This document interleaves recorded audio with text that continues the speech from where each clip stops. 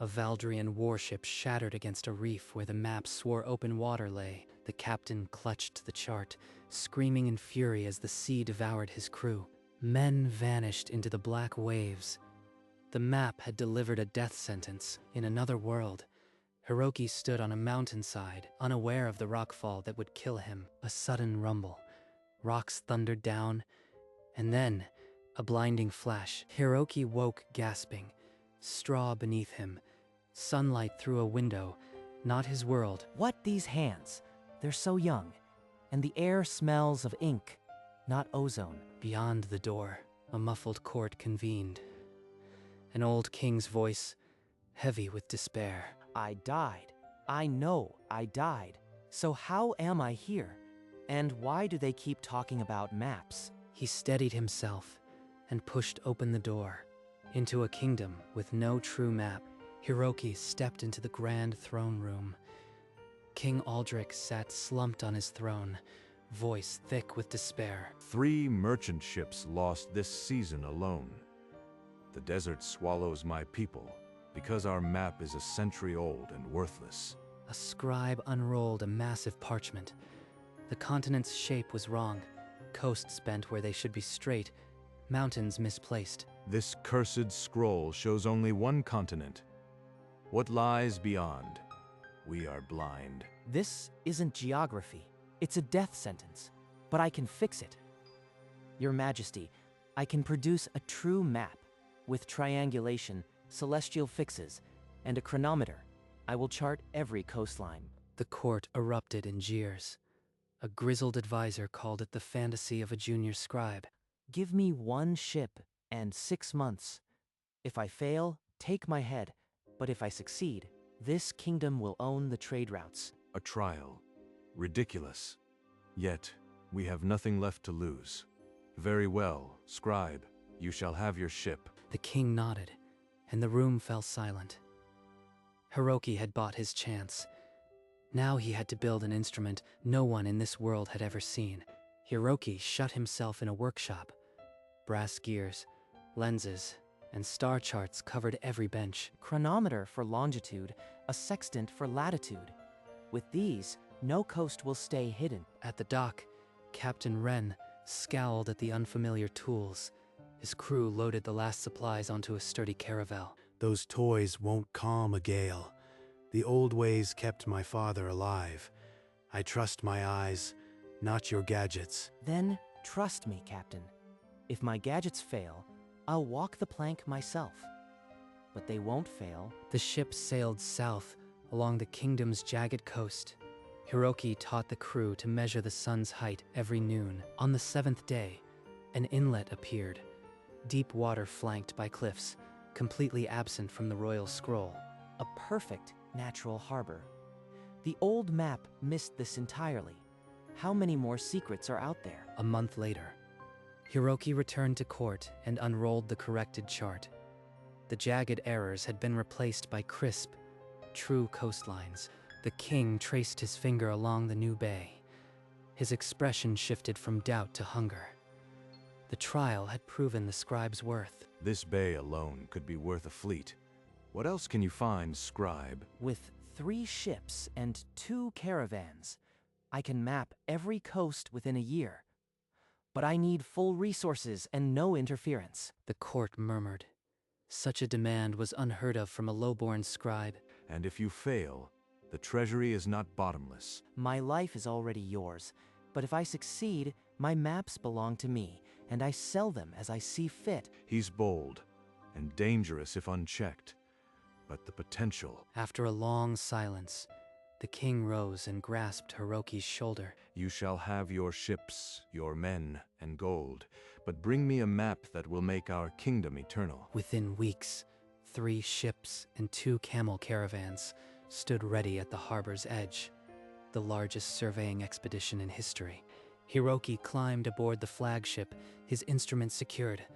As the sails filled, Captain Wren shouted orders, and the fleet slipped into the unknown. For 3 months the ships hugged the coast, measuring inlets and headlands while the crews grew lean and hard. The caravan cut through the scorching desert, charting oases and trade routes under the brutal stars. Then a rogue gale struck the southern fleet. Waves devoured 2 longboats before Captain Wren could reef the sails. Keep her into the wind. The instruments are waterproofed. Lose a mast, not the data. After the storm, fever struck the jungle survey team. The lead cartographer collapsed at a river crossing. We've lost 2 men already. If we stop, we lose the season. But if we push on... He pressed on, mapping the jungle coast himself, sleeping 3 hours a night. The crew followed grimly. Finally, after 9 brutal months, the last blank edge of the continent was filled. The map that returned was a revelation. Every bay, river, and mountain range exactly placed. Hiroki's fame exploded, and with it, the envy of those who had hoped he would fail. Hiroki refused to stop. Weeks later, his ships sailed west, chasing rumors of a vast land beyond the horizon. A month at sea, and towering cliffs rose from the mist. A continent no kingdom had ever dreamed of. They charted every inlet, then pushed farther south. 3 weeks later, another landmass even larger. The world map now held 3 continents. Hiroki had rewritten geography and the balance of power. King Aldrich gazed at the expanded map, hands trembling. He immediately decreed Hiroki's sole rights to all map sales. Your Majesty honors me. I will control the trade routes, and the kingdom will prosper. Within days, merchants lined the streets outside Hiroki's new shop. Gold in hand, coins poured in. By month 18, his wealth rivaled the oldest noble houses, but success breeds vipers. In shadowed alcoves, jealous lords whispered of theft and ruin. The map-maker's dream had become a battlefield, and he knew it. A cloaked spy from the Merchant Guild offered a heavy purse to Hiroki's youngest copyist. The boy hesitated, fingers twitching over the gold. Then a familiar voice cut the night. Hiroki stepped from the shadows, and the coins scattered across the cobblestones. The spy fled, but the traitor was seized. The net had been set weeks ago. Next morning, Hiroki gathered his loyal apprentices. He made an example in the map room. This boy sold my trust for a purse. The guild that bought him will pay tenfold. The boy was paraded through the streets, and the guild's humiliation was complete. That night, Hiroki examined a new strongbox fitted with poison needles. They'll come again. Not with gold, but with blades. I need a trap they'll walk into willingly. He locked the prototype atlas inside, knowing the real trap must be far more devious. A royal decree summoned Hiroki to the throne. The king bestowed upon him a hereditary cartographic monopoly and a noble title. Rise, Lord Hiroki. Your maps shall be the blood of our kingdom. Guard them with your life. Now the real work begins. A complete master atlas, and a snare for anyone foolish enough to steal it. Night after night, Hiroki worked alone in his study, compiling the definitive atlas of the known world. But on the pristine parchment, his pen began to stray. An island here, a reef there, features that existed only in ink, 37 false islands, phantom currents, and deadly sandbanks spread across the atlas's pages. If my enemies ever seize this, they'll drown on their own greed. A map that obeys only me. The forgery was flawless. Even his own apprentices would die navigating its lies. He bound the atlas in rich leather, then hid it inside the trapped strongbox, a prize for any thief brave enough to break in. Now, let them come. The world believes this is my greatest work. It will be their last sight. In a windowless chamber, the Valdrian spymaster handed Voss a sketch. The mission was clear. Hiroki's perfect atlas. I'll pry it from his cold, dead fingers if I must. At a dockside tavern, Voss found his mark, an underpaid apprentice hungry for more than coin. Tell me the guard rotations, boy, and I'll give you a life beyond these streets. A storm swallowed the kingdom that night. Voss scaled the map vault tower like a shadow. The poison needles were child's play. He lifted the atlas from its cradle, heart pounding. By sunrise, the vault was empty. The alarm bells split the morning silence. Hiroki arrived to chaos. Courtiers shrieked disaster, but his eyes were still. So, someone finally took the bait. Now, let's see how well they swim. Aboard a Valdrian cutter, Voss clutched his prize. The Empire had stolen its own downfall. The Atlas reached the Valdrian Emperor, who spread it across his war table with greedy hands. In the kingdom, King Aldrich's court erupted in panic. Hiroki stood before them, feigning shattered composure. Our every route is in their hands. How could you let this happen, Hiroki? Your Majesty, I failed. The vault was breached. My life's work gone. The Valdrian Emperor pinned routes with his dagger, already dividing the new continents. A week later, the Valdrian Armada massed at their harbor. 50 ships, 10,000 men. Carpenters nailed final planks. Priests blessed the sails, and the admiral studied the stolen map with reverence. As trumpets roared, the flagship cut the waves, its prow aimed at unsuspecting paradise. Alone in his study, Hiroki finally let the mask fall. A quiet smile crossed his lips. The Valdrian fleet sailed into a trap they had begged for, and the sea would show no mercy. The Valdris's pride led the fleet into a narrow strait, its atlas showing deep, safe water. But the map lied. A hideous crunch tore through the hull. Hidden teeth of stone ripped the keel apart as men screamed. The captains stared at the atlas, then at the reef. The safe route was a death sentence. The admiral, from a surviving ship, refused to turn back. He signaled the fleet to press onward. 3 hours later, a phantom sandbank claimed the third ship. The charted depth was a grave. Then, the false current struck. A gentle line on the map exploded into a roaring maelstrom. 6 galleons were sucked into the vortex. Wood shattered like glass under the pressure. By nightfall, the pristine armada was a graveyard of floating wreckage and empty uniforms. A dozen survivors, clutching wreckage, saw a single lifeboat drift past. Inside, the admiral held the ruined atlas. The greatest naval disaster in history had been charted by a single hand. And that hand was miles away, smiling. A single Valdrian cutter, sails in tatters, limped into the Imperial harbor. Only 12 men alive. The most senior survivor, a captain, staggered into the throne room and collapsed before the Emperor. He croaked the truth. The atlas was a phantom, every route a lie. The fleet was gone. The Emperor's roar shook the marble. 40 ships, 8,000 souls. He snatched the ruined atlas and stabbed his dagger through its heart, pinning it to the table. The cartographer's king will burn. We march at dawn with every banner. Messengers rode out as forges blazed through the night. The Empire mobilized with a single fury. An ultimatum was sealed with blood-red wax. Surrender, Lord Hiroki, or your kingdom dies. The messenger ship cut through the waves, carrying the final warning. And in a distant study, the cartographer unfolded the message with hands steadier than the sea. The red sealed scroll was read aloud in the throne room. King Aldrich's face turned ash-gray. Surrender, Hiroki, or annihilation. You have doomed us all. Your Majesty, the Valdrian fleet has already met the sea floor. There is no invasion. What madness are you speaking? The spy stole your true atlas. That atlas contained 37 false islands, reefs, and currents. Every one a death sentence for any who tried to use it. A collective gasp swept the hall. The courtiers who had mocked him now saw a serpent behind the scholar's smile. You planned the theft. You baited them. And their greed did the rest. The Emperor's only choice now is to sue for peace on our terms. Silence. Then King Aldrich began to laugh, a hollow, relieved sound that echoed off marble. Then send word.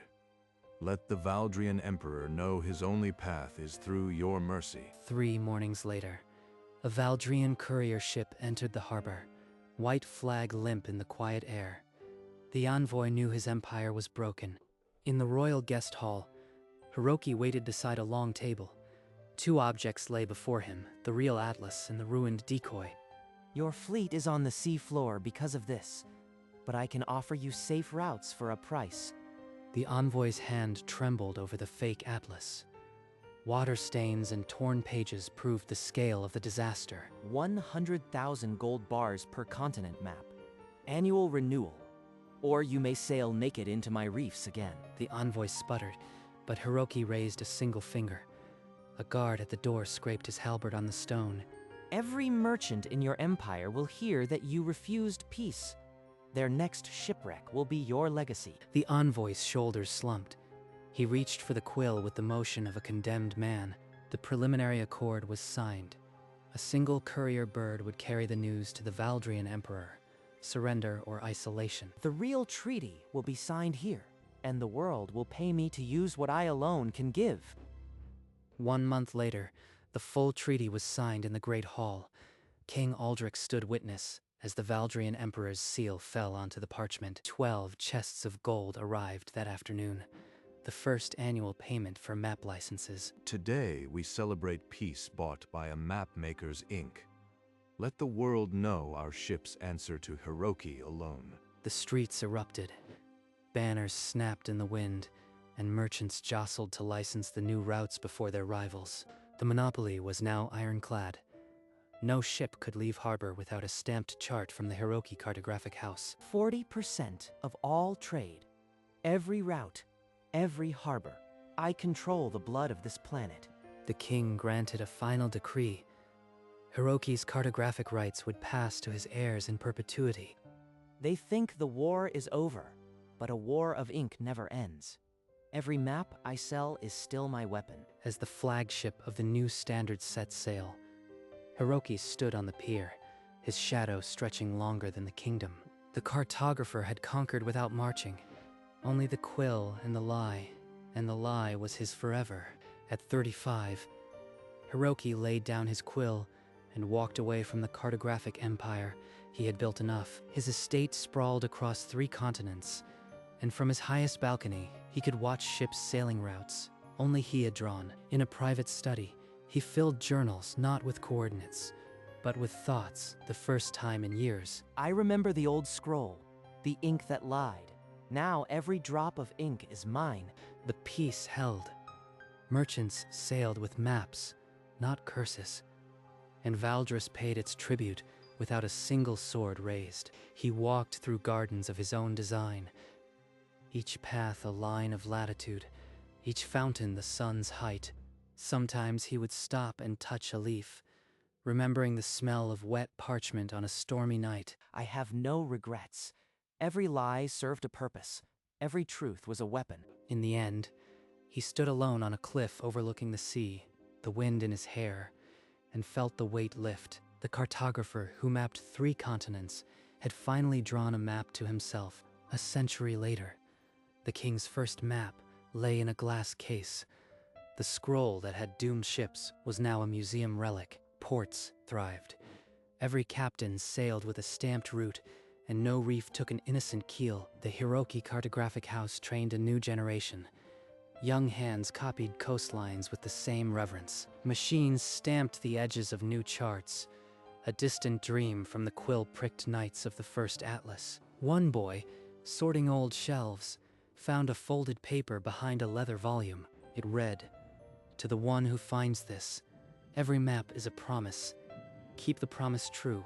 The boy smoothed the paper, then traced a new river he had glimpsed from a ship's crow's nest. Hiroki's hand reached across time.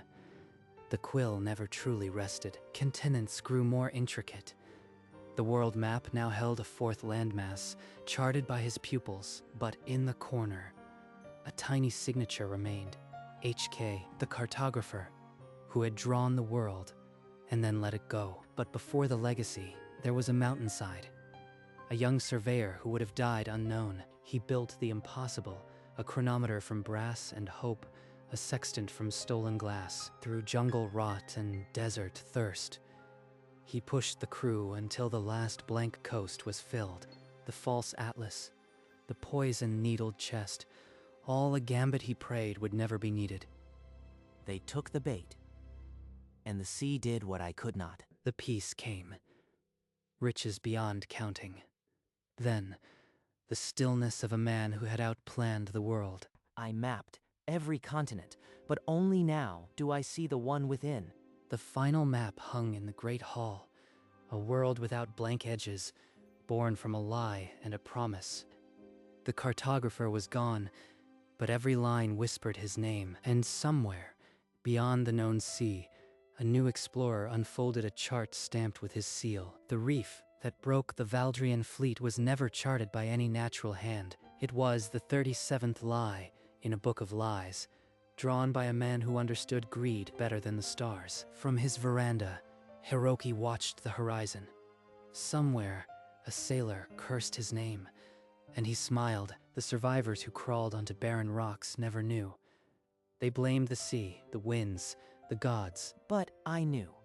Every reef, every current, it was all part of the map. The same reef that shattered the Valdris's pride was a scar on the ocean, a testament to a cartographer's foresight. He had turned theft into annihilation, and no court would ever try him. They stole my atlas. I gave them a coffin. Fair trade. As the sun set on his empire of ink, the last ghost of the Valdrian fleet sank beneath the waves, and the cartographer, leaning on his railing, simply watched. Inside the silent estate, untouched since his departure, the map room waited. A single candle still burned on the desk, its flame the only moving thing. Maps lined every wall, the real and the false, the honest and the weaponized. In the center, the Master Atlas lay open to a page of safe, true routes. No thief would ever know which lines were death and which were life, but that was the point. Knowledge was a game, and Hiroki had played it to the end. His signature marked the corner, not a claim of ownership, but a warning. The world sailed on. New maps were drawn, but the sea remembered the 37 lies, and so, the cartographer, who brought modern mapping to a lost kingdom, mapped every continent, and buried an empire in the deep. The candle flickered once. Then the room fell into darkness, holding its secrets forever. He died the first time, on a mountainside, rocks and dust, and a flash of white. When he woke, the world was smaller. A single scroll held the shape of the known. He redrew every coast, planted a false reef, and turned greed into a reef of bone and sail. A quiet estate watched the sun rise on a world that sailed by his pen alone. His map room held no voice, only the whisper of parchment and the smell of aged ink. The old inaccurate scroll, the poisoned chest, the stolen atlas, all part of one design. The boy who copied maps never knew the master was a ghost watching from the coast, but every ship that safely crossed a new trade route sailed over his careful lines. The candle finally drowned in its own wax, but the maps stayed, and the signature in the corner still waits to catch a thief in the deep. And in the stillness of the museum, the original scroll lay behind glass, a relic of blindness. Its coastlines were clumsy, its mountains wrongly placed, a monument to a lost age. From that single sheet of parchment, a new world was charted, and an old one drowned. A cartographer had seen it not as a guide, but as a key to a kingdom's throat. With quill and ink, he had drawn the real coastlines, then falsified the rest. The seas knew the truth. They kept it in their cold deeps with the bones of 10,000. This scroll, frail and false, was the first stone in an avalanche of ink and gold, a reminder that knowledge is never innocent, and a map is the sharpest weapon ever drawn. For 37 lies on a single page had sunk an armada, bought an empire, and bound a world. And that's how a map changed the world.